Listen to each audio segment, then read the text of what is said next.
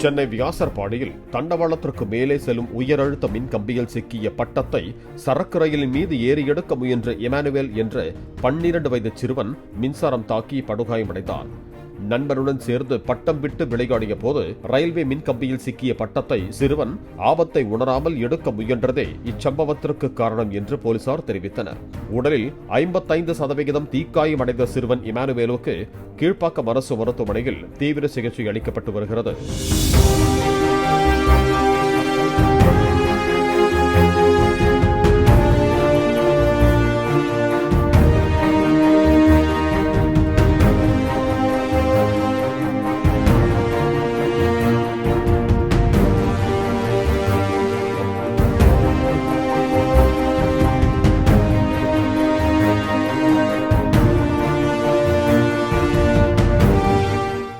Play store மற்றும் app ஸ்டோரில் இருந்து பாலிமர் செயலியை QR கோடு மூலம் பதிவிறக்கம் செய்யுங்கள்.